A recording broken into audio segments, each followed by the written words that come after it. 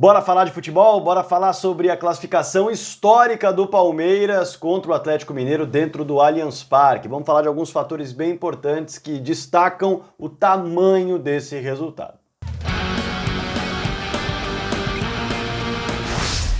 Bora falar de futebol? Inscreva-se no canal do Fragoso, ative o sininho também. Claro, esse vídeo é patrocinado pela Estrela Bet, então você pode se cadastrar no site da Estrela Bet para apostar comigo. Eu acertei a aposta do jogo, inclusive, que ia dar empate, o Palmeiras avançaria nos pênaltis. Você se cadastra com esse link aqui e você dá uma moral pro canal do Fragoso. Além disso, no seu primeiro depósito, você colocar entre 20 e 200 reais, você libera a opção 100% de bônus. Cola lá, tá bom?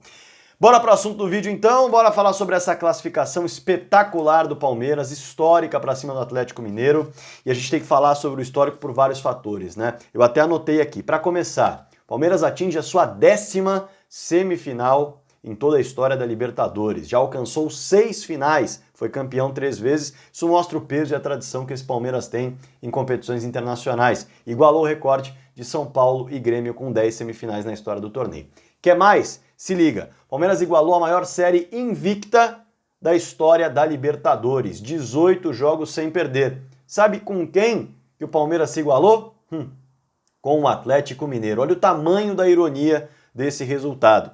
E a gente ainda pode falar sobre a quebra de um jejum que estava incomodando demais esse elenco do Palmeiras, que foi justamente a vitória nos pênaltis. O Palmeiras passou 5 disputas de pênaltis desde a chegada de Abel Ferreira, perdendo, saindo derrotado, saindo chateado, saindo abalado. E no fim das contas, o Palmeiras conseguiu dar a volta por cima. E pegou diferentes adversários nesse retrospecto de cobranças de penalidades. Pegou o Al-Ahly no Mundial, perdeu. Pegou o Flamengo na Supercopa, perdeu. Pegou o Defensa e Justiça na Recopa, perdeu. Pegou o CRB na Copa do Brasil, perdeu. Pegou o São Paulo na Copa do Brasil, perdeu. E aí, para buscar uma vaga na semifinal da Copa Libertadores da América, o Palmeiras conquista nos pênaltis, quebrando esse jejum. E num confronto que a gente vai falar, muito pesado. E é o 5º mata-mata seguido do Palmeiras em Copa Libertadores da América, eliminando Brasileiro. O Verdão virou o pesadelo dos seus conterrâneos na Copa Libertadores da América. Bom, em relação ao confronto, o peso do confronto era enorme para os dois lados, mas havia uma história para cada lado que não se imaginava uma mudança ao longo do confronto. E eu acho que esse peso é muito interessante. Um Palmeiras com 7 vitórias e 2 empates, que no primeiro jogo, no Mineirão, saiu contente com o empate por 2-2, porque saiu atrás, perdia por 2-0, poderia até ter levado o terceiro. O Atlético Mineiro fez um jogo muito interessante no primeiro tempo, poderia ter feito mais gols, mas perdeu oportunidades. E o Palmeiras mostrou, mais uma vez, a mentalidade forte para buscar o empate no segundo tempo e calar um Mineirão. E aí, o Atlético Mineiro veio de uma sequência de tropeços, trocou treinador, vencia o Cuiabá por 1-0 no final do jogo, levou o empate no final do jogo. Um Atlético Mineiro que nesse meio tempo viu o Internacional meter 3-0 na estreia do Cuca. Antes disso, vencia no confronto direto em disputa de título. O Atlético Mineiro vencia o Corinthians dentro do Mineirão por 1-0. Tomou a virada para o Corinthians, que não é um visitante tão forte na temporada. Um Atlético Mineiro que, depois disso, abriu 2-0 para cima do Palmeiras e levou um empate no Mineirão. E aí, saiu muito abalado. Foi para o jogo contra o Atlético Paranaense. Abriu 1-0 no Mineirão, levou um empate. Abriu 2-1 no Mineirão, levou um empate. E quando amassava para tentar a virada, para tentar recuperar a confiança, a primeira vitória com o Cuca, leva outra pancada nos minutos finais e toma a virada do Atlético Paranaense em casa. Um time que estava com a confiança no chão e foi para o Allianz Parque com a ideia de buscar a superação, buscar a redenção. Pegar o Palmeiras de 9 jogos sem perder, 7 vitórias e 2 empates, líder do Brasileirão, atual bicampeão da América e se vingar do que aconteceu no último confronto. Veja como é a confiança de um lado e a redenção e a superação do outro. Pois bem, esse era o roteiro do jogo, que se transformou aos 29 minutos. Quando o jogo era bem parelho, o Danilo é expulso, merecidamente expulso. E aí, muda o roteiro do jogo. Aquele que era o time que buscava redenção e superação diante de um adversário tão forte, jogando no Allianz Parque, dentro de casa, com o apoio do seu torcedor, passa a sentir a pressão. Passa a sentir que agora é obrigação ganhar. 3/4 do jogo com um jogador a mais, é preciso vencer o Palmeiras. E o Palmeiras, que vivia na base da confiança, foi para a superação. Os papéis foram trocados por conta de uma expulsão. E aí, O torcedor do Palmeiras foi quem jogou confiança para ele. E precisa ser destacado. O torcedor do Palmeiras lotou o Allianz Parque e fez uma festa e cantou ainda mais alto quando o time teve um jogador expulso. Substituiu o Danilo na base da força, na base da empolgação, na base do grito, do gogó. Enquanto o Atlético Mineiro sentiu que agora não tinha jeito. Vencer não era mais redenção, não era mais superação. No mental de um jogador tão pressionado pelos últimos resultados, vencer se tornava uma obrigação, com um a mais em campo. E aí vem muito do mental e da parte tática do Palmeiras, que se reorganizou. E eu estava na beira do gramado e eu vi o Abel Ferreira organizar o time em 2-3 minutos. Logo depois disso, sem substituições, o Palmeiras se encaixou e o Palmeiras não sofreu diante do Atlético Mineiro. Foi um Palmeiras que marcou muito forte, foi um Palmeiras que fechou muitos espaços e viu o Galo chegar só pelo alto, com o Jair de cabeça, num cruzamento que veio do meio da intermediária do Mariano, e viu o Hulk chegando para finalizar num contra-ataque no final do jogo, e viu o Hulk nos acréscimos cruzando uma bola que passou por todo mundo e pegou na trave. Foi isso que o Atlético Mineiro conseguiu, além de 2 chutes de fora do Zaratio e do Alan. De muito longe que o Everton colocou para fora, sem precisar nem mesmo fazer uma ponte ou uma grande defesa. Foi um Atlético Mineiro que ao longo do jogo foi murchando. Eu vi ali no gramado os jogadores, a cada erro de passe, a cada cruzamento que não atingia ninguém, os jogadores do Atlético baixavam a energia. Ninguém passava energia para o outro. Sempre havia a mão no rosto, sempre havia a mão atrás da cabeça, sempre havia a cabeça baixa.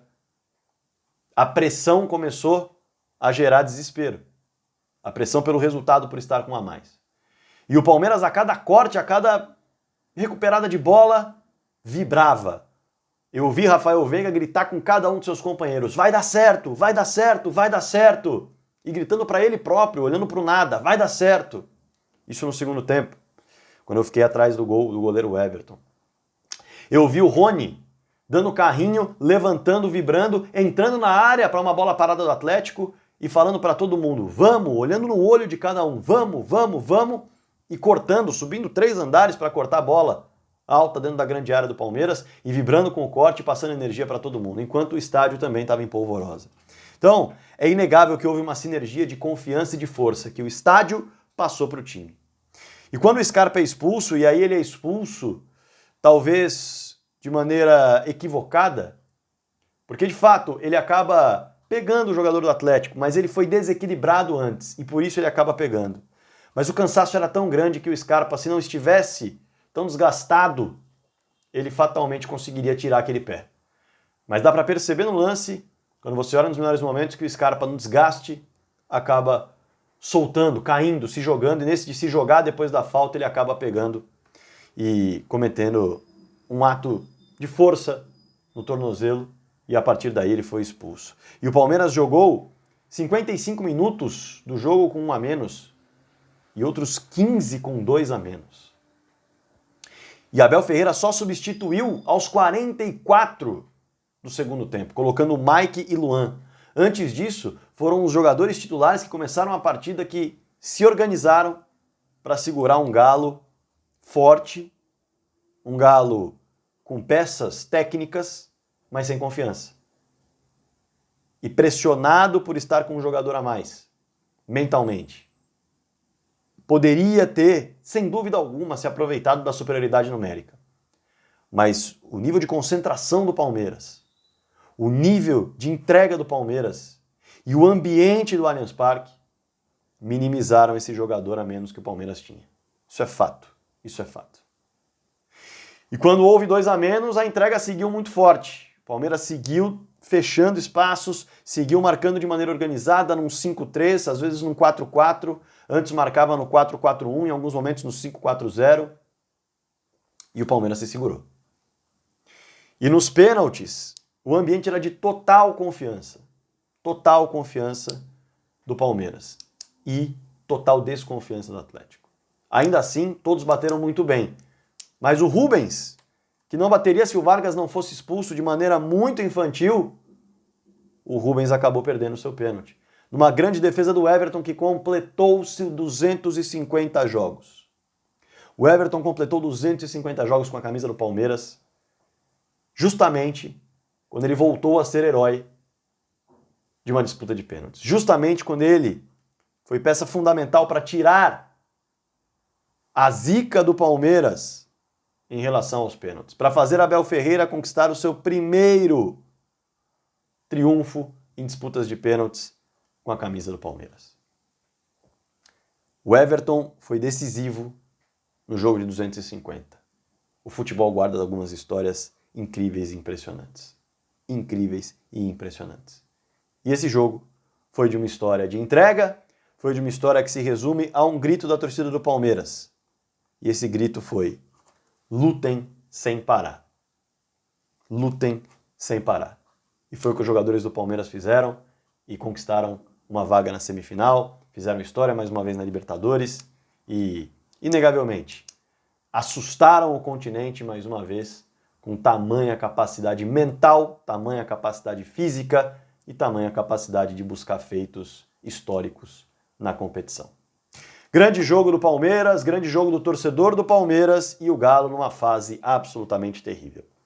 Deixe seu comentário aqui embaixo, aliás, para fechar, Murilo e Gomes, é difícil escolher, né, mas eu colocaria Murilo e Gomes como os melhores jogadores da partida, tá bom? Coloque aí o teu melhor jogador da partida também, fique à vontade, e claro, cadastre-se na Estrela Bet, comentário fixado aqui embaixo, você dá uma moral pro canal do Fragoso e aposta comigo também.